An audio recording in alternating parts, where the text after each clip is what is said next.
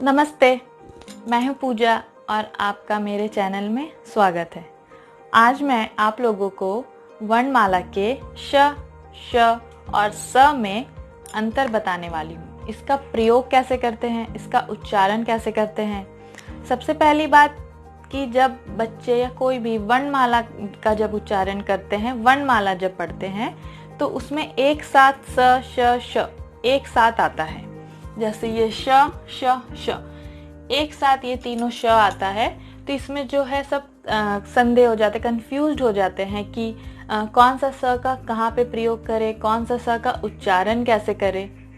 तो इसीलिए मैं आप लोगों को ये श में स का प्रयोग करना आज बताती हूँ। तो आइए सबसे पहले देखते हैं ऊष्म व्यंजन श श श का प्रयोग। और मैं आपको ये भी बताऊंगी कि ये ऊष्म व्यंजन क्यों कहा गया है। ये जो तीनों श है इसे ऊष्म व्यंजन भी कहते हैं। ऊष्म व्यंजन इसलिए कहते हैं क्योंकि श, श और श ये जब भी आप इसका उच्चारण करेंगे तो एक मुंह से गर्म हवा के जैसे निकलती है, तो इसको क्या कहते हैं, गर्म हवा यानी कि ऊष्म। इसीलिए ये जो अक्षर है, वर्ण है, इसे ऊष्म व्यंजन कहते हैं। ठीक है, सबसे पहले उच्चारण स्थान। ये उच्चारण स्थान मैं आपको बताऊंगी, लेकिन सबसे पहले इसे ये जो स है ये तीन स को किस तरह से बोलते हैं पहले सीखिए। ये है तालुश, तालव्य श, तालुश। ये श को बोलते हैं पेट काटा सा या मूर्धन्य स। ये श को बोलते हैं दांत्य श। ठीक है, ये बोला जाता है जब हम वर्णमाला पढ़ते हैं, अ आ इ ई जब पढ़ते हैं तो उसमें इस तरह से पढ़ेंगे, तालुश, मूर्धन्य श और ये दंत्य श। अब बताते हैं कि इसे तालुश, मूर्धन्य श और दंत्य श क्यों बोलते हैं। इसका देखिए स्थान है, क्योंकि जो स है इसका स्थान, जैसे कि ये जो स है तालुश, इसका तालव्य और तालु, जब ये श का हम उच्चारण करते हैं श, तो तालु से आवाज आती है। जैसे कि देखिए जब आप ये श को बोलिए, मेरे साथ बोलिए, जैसे कि श, तो जीभ जो हमारी जो जीभ है वो ऊपर के जो ऊपर में जो जीभ के ऊपर में जो तालु है, ऊपर में उसको तालु कहते हैं, उससे स्पर्श होता है यानी कि जीभ उसको छूता है, तो इसीलिए ये श को तालु श बोलते हैं। ठीक है, अब ये है मूर्धन्य श। अब मूर्धन्य श तो है, इसे मूर्धा भी कहते हैं। तो मूर्धा हमारे शरीर के कौन से अंग है।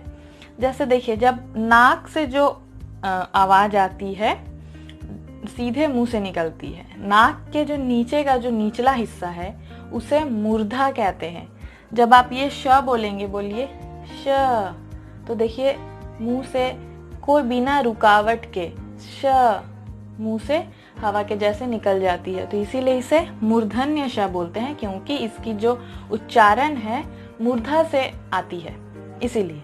अब ये है श, दांत्य श क्यों कहते हैं। दांत्य श इसलिए कहते हैं क्योंकि जब ये स को आप उच्चारण कीजिए श, तो ये दांत से इसका उच्चारण होता है, इसीलिए ये श को तालुश, मूर्धन्य स और दांत्य श कहते हैं। अब कभी भी अगर वर्णमाला पढ़ेंगे तो श श श इस तरह से नहीं पढ़ना है, ये गलत है। ठीक है, इसको कैसे पढ़ेंगे, तालुश, मूर्धन्य श, दांत्य श। ठीक है, और एक चीज बताना चाहूंगी, ये मूर्धन्य श के साथ साथ इसे पेट काटा स भी बोलते हैं। ये बच्चे लोगों के लिए बहुत आसान होता है। क्यों इसे पेट काटा सा बोलते हैं, क्योंकि जो इसकी पेट है वो कटी हुई है, इसलिए इसे पेट काटा स भी बोलते हैं। तो आपको समझ में आया श, श और स का प्रयोग कैसे करें और इसका उच्चारण कैसे करें। ठीक है, अब इसमें से कुछ शब्द मैंने लिखा है, जैसे श, तालु श के शब्द।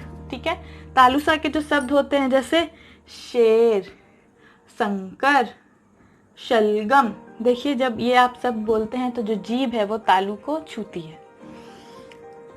मूर्धन्य स के शब्द जैसे षटकोण, षड्यंत्र, षष्ठी। देखिए जब आप ये शब्द बोलते हैं षटकोण, तो कोई भी कहीं कुछ स्पर्श नहीं होता है, मूर्धा से आवाज आती है। दांते स के शब्द सांप, सिपाही, सड़क, जब ये शब्द आप बोलेंगे तो दांतों का प्रयोग हो रहा है। तो इस तरह से स का प्रयोग करना है। कुछ भी शब्द लिखते समय, कुछ वाक्य लिखते समय इस तरह से स का प्रयोग किया जाता है।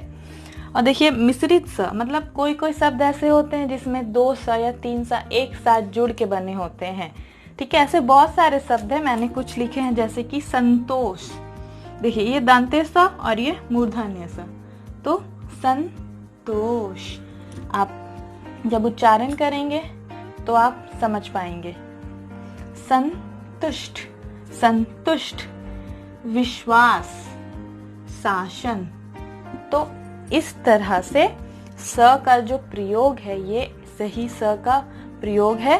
तो अब कभी भी घबराना नहीं है। स का उच्चारण, उसे क्यों हम तालु श, मूर्धा स या फिर दांते स कहते हैं, आप लोगों को अब कोई भी संदेह नहीं होगा। तो आप जो भी माता पिता देख रहे हैं, पेरेंट्स देख रहे हैं, वो अपने बच्चे को इस तरह से समझा सकते हैं। कोई टीचर है अपने स्टूडेंट्स को समझा के बता सकते हैं कि इस तरह से स का प्रयोग होता है। तो मिलते हैं अगले वीडियो में, और मेरे चैनल से जुड़े रहे, मेरे चैनल को सब्सक्राइब करें नए नए हिंदी की जानकारी पाने के लिए। तो चैनल को सब्सक्राइब, कमेंट्स, शेयर करना ना भूलें।